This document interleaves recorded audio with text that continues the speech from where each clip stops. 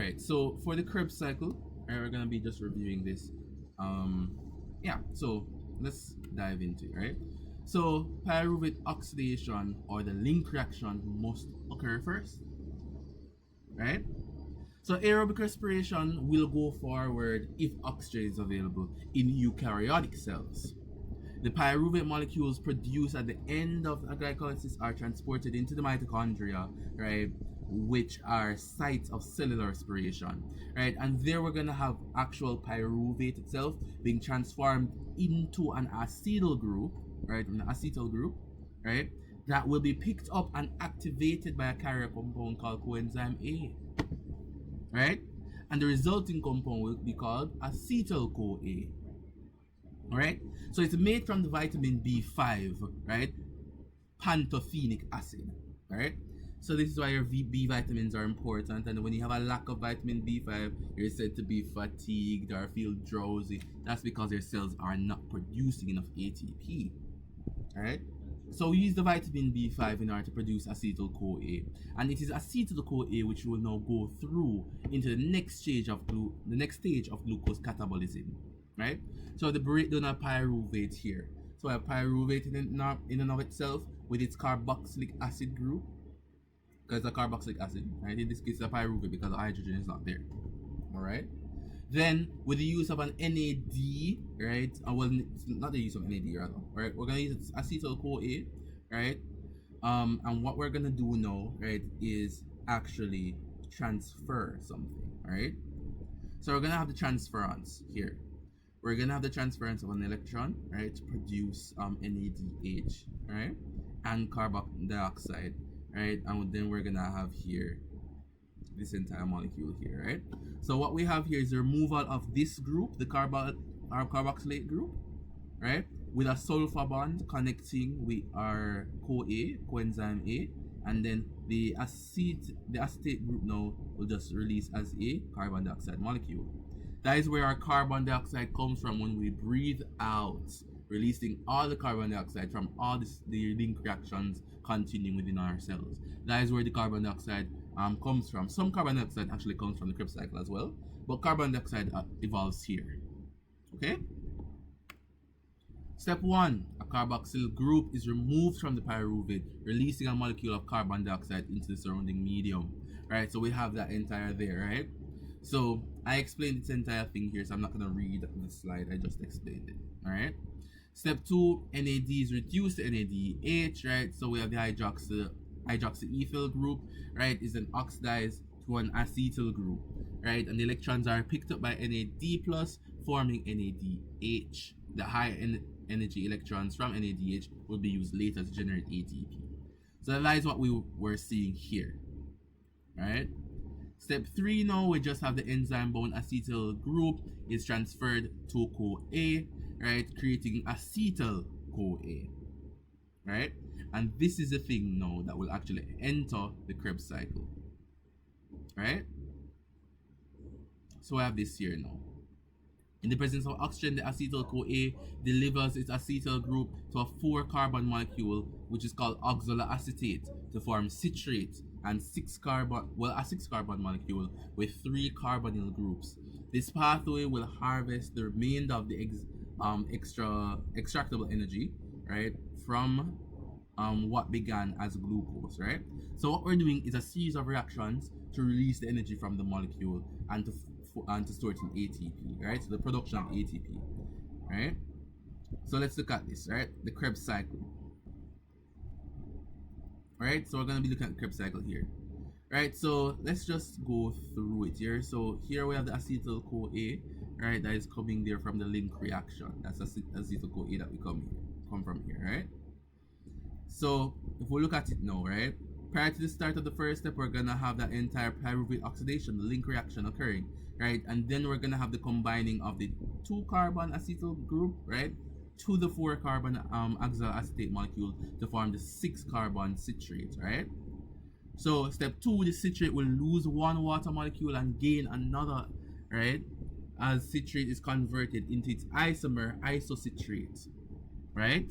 Then isocitrate will be oxidized, producing a 5-carbon molecule alpha ketoglutarate together with a molecule of carbon dioxide.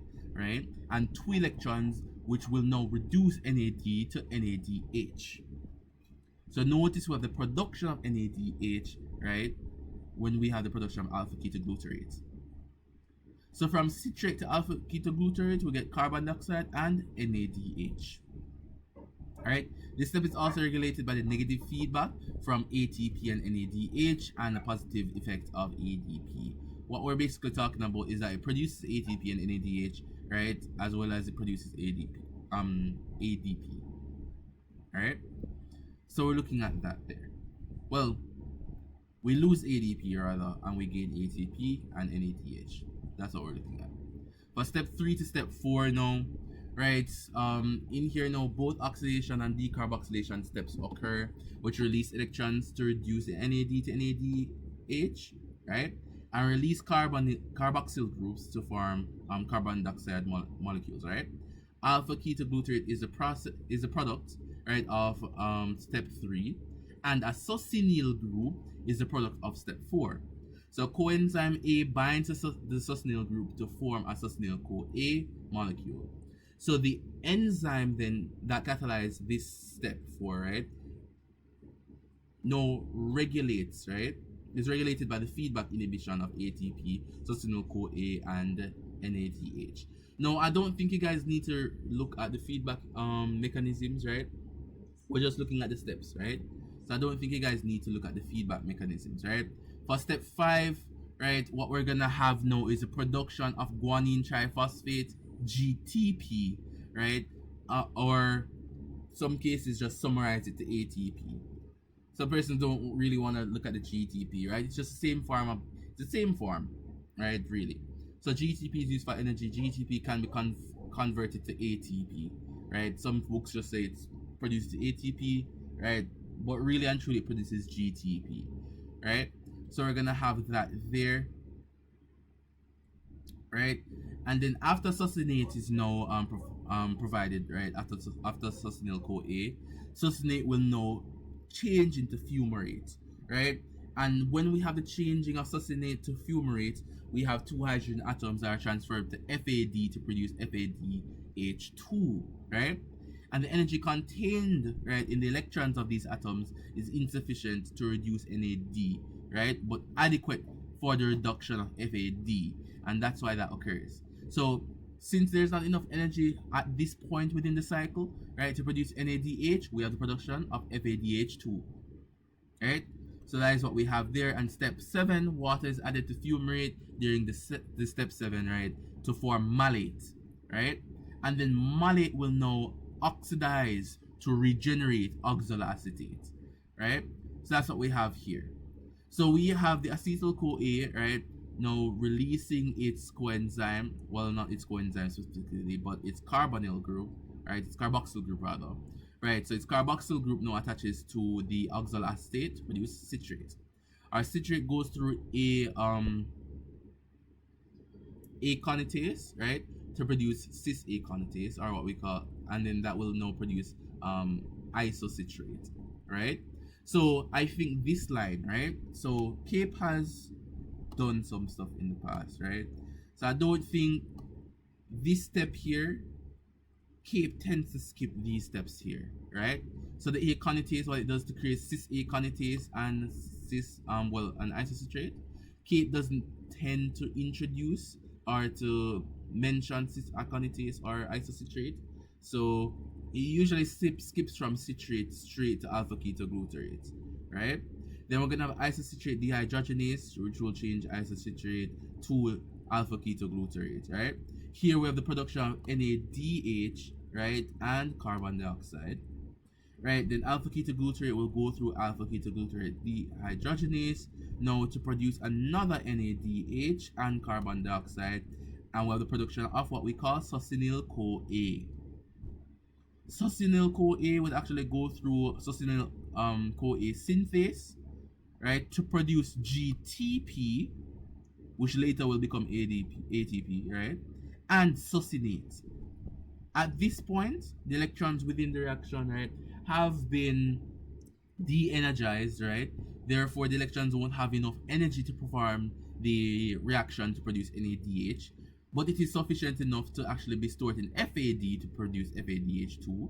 So when succinate, right, goes through succinate dehydrogenase to produce fumarate, we're going to also have the production of FADH2, right? Then fumarate will be affected by the enzyme fumarase to produce malate, and then through dehydrogenation on malate dehydrogenase, we're going to have the production of another NADH, and then the regeneration of oxaloacetate, right? So that's really the Krebs cycle there, right? As I said, this entire area that I just outlined here, Cape doesn't tend to talk about this area, right? But it's one of the things that I continue to memorize regardless, right? So we have that there. So from oxaloacetate to citrate, right? Cisaconitase, isocitrate rather, alpha ketoglutarate, succinyl CoA, succinate, fumarate, then malate, and then back to oxaloacetate, right? So that's the general process there. Okay, so let me see. So we're going in regards to the syllabus. Isn't this in the syllabus, the Krebs cycle?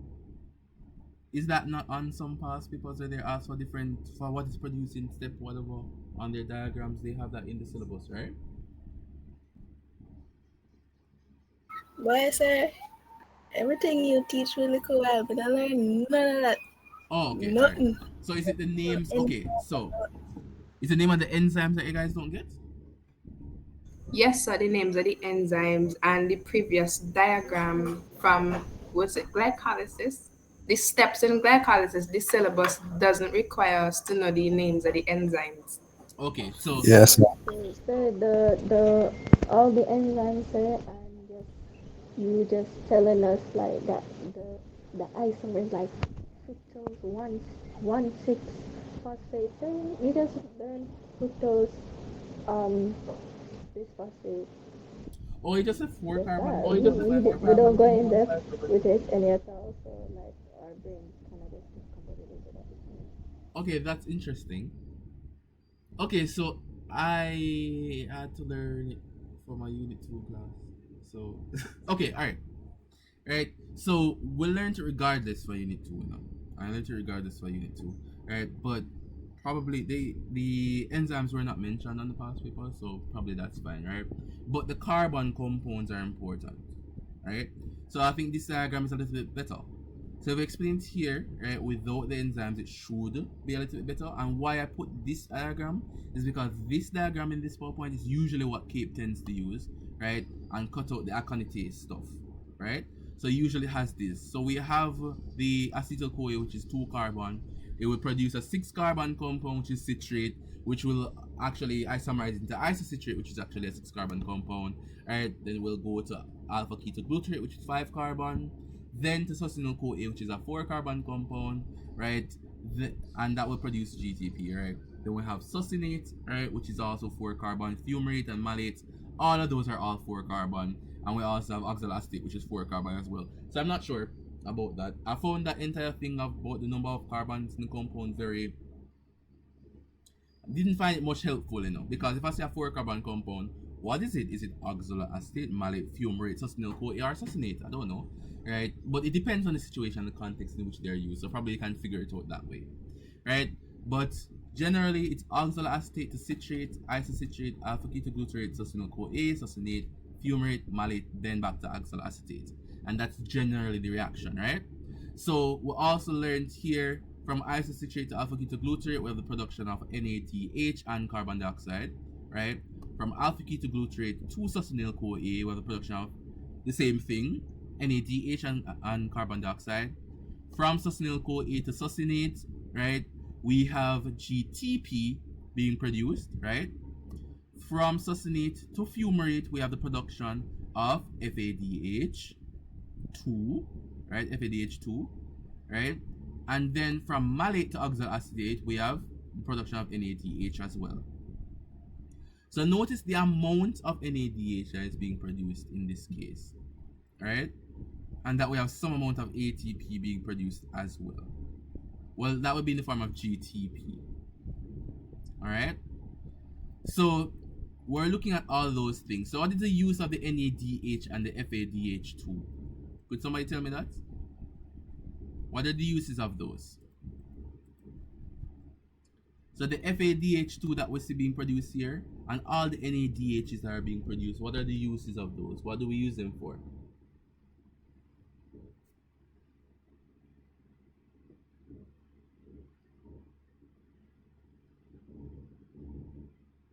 Anyone? To provide electrons, alright?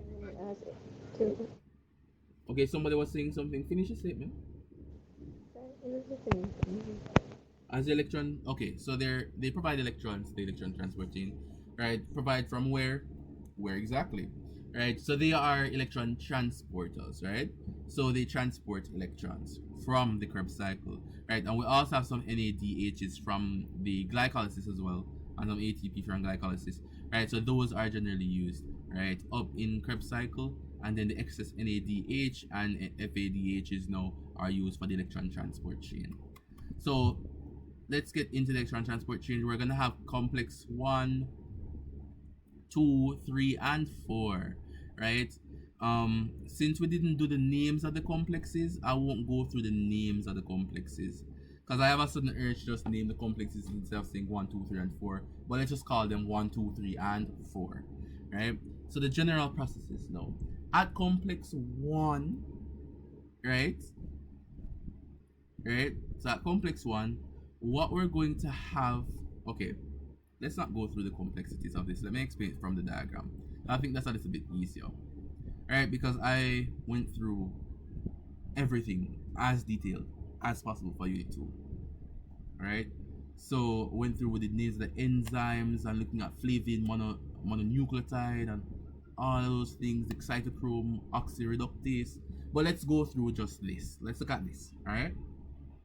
So within the electron transport chain, it says that just there electrons, so we need the electrons, right? So at complex 1, we have the acceptance of electrons from NADH, right? That will travel to ubiquinone, right? So we'll travel through the electron acceptor here, and we also have the acceptance of FADH2 at complex 2. So it's important to note that, right? At complex 1, sometimes FADH can be accepted at complex 1, but complex 2 now is strictly FADH2, right? So majority of the times, complex 1 will accept FADH, right? The electrons from NADH rather, right?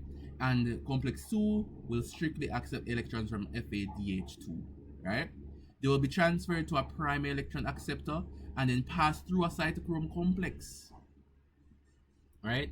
So it's the same thing as what was happening with the thylakoids. We're now moving protons against the proton gradient, right? So we're now moving them now, right? So it's used for the movement of the electrons specifically, right? And then we're gonna go through cytochrome C, which is another electron transporter, and then will be passed through complex 4, which will also pump protons, right? So it's also another proton pump.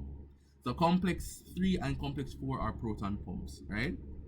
And here now we're gonna have the production of water. Generally the water vapor that we exhale, right? Or the sweating, right? Usually that's the water that we get from sweating and stuff like that when we have a lot of respiration occurring. That water from sweating and the water that we breathe out, right? That is where it comes from. So we have that there. So at the first complex now, what we're gonna have is a series of prosthetic enzymes within the complex, right, such as NADH dehydrogenase, and it actually takes the NADH and breaks it, right, releasing the electrons and then taking the electrons, allowing it to travel through different reduction centers within complex 1, right? So it travels through complex 1 and it takes it to the first electron transporter, all right? For complex 2 now, complex 2 directly receives FADH2, right? And FADH generally doesn't pass through complex 1. It generally doesn't pass through, right? So the Q molecule here, right, generally just looking at Q, is a lipid, right, soluble protein, right? So since it's lipid soluble, it can travel through the hydrophobic membrane, right? So it can travel with the electrons, right? And once it forms a ubiquinone, right, it travels through the membrane and delivers these electrons, right, to the next complex in electron transport chain, right? So it continues to receive electrons from FADH2, right, and NADH.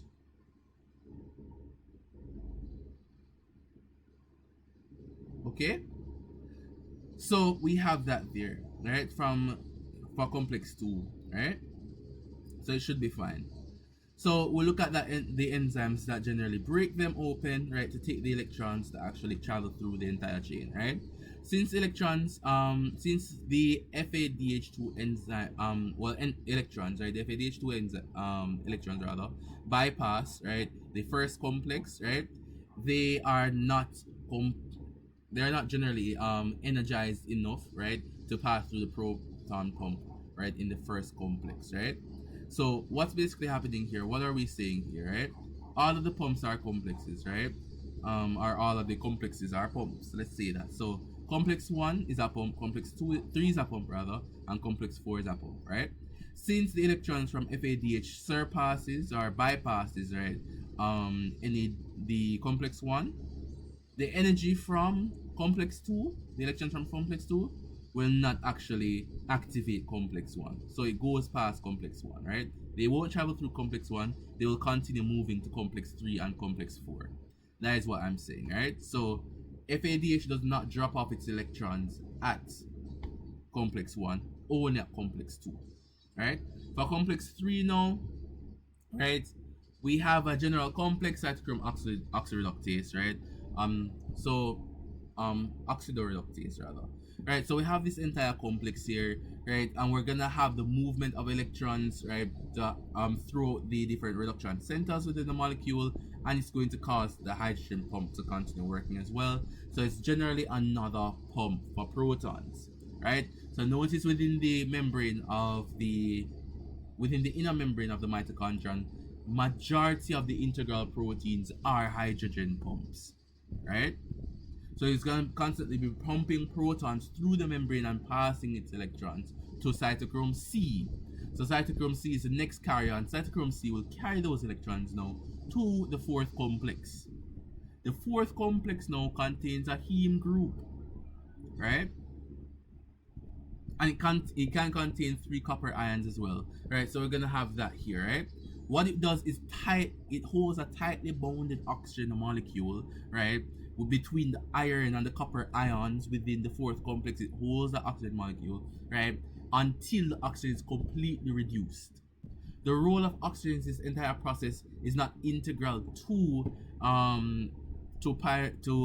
glycolysis or the link reaction on the Krebs cycle. It's not integral to any of that. Oxygen's sole purpose, the sole reason why we breathe in oxygen, is so that it is the final electron acceptor. That's the only reason, really, right? So the oxygen then picks up the hydrogen ions, right? All of those type of electrons, right? Accepts to oxygen and forms water, and then with the removal of any type of radical outside of the body, right? Through the release of water, through sweating or by exhalation, right? And we talk about these ion gradients already. We know that that is chemiosmosis, right? The hydrogen ion system contributes the ion gradient, right, used for the process of chemiosmosis, the production of ATP through the ATP synthase on the membranes, right? But it's important to remember that oxygen's purpose here, and the reason why we use a lot of oxygen, right, here would be for it being used as a final electron acceptor on complex 4, right? Then we look at ATP synthase though, right? So we're looking at all of the hydrogen being pumped from the intermembrane space back into the matrix. So what we've been doing through complex 1, 3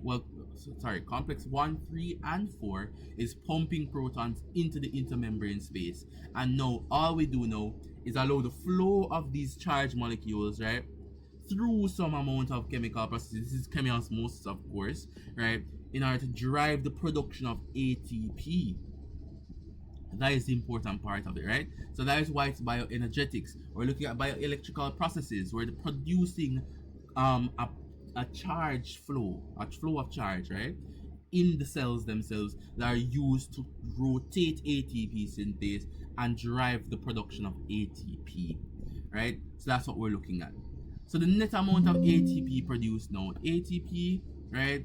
The net ATP gain from one molecule of glucose in aerobic respiration is 38, right? And this includes glycolysis and the link reaction, right?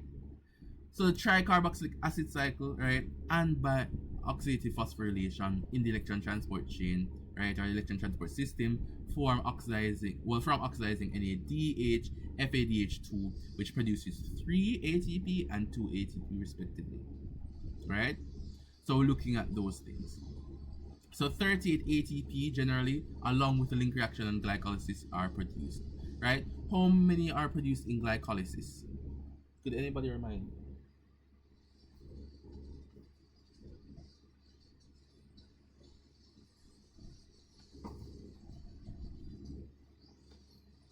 How many ATP are produced in glycolysis?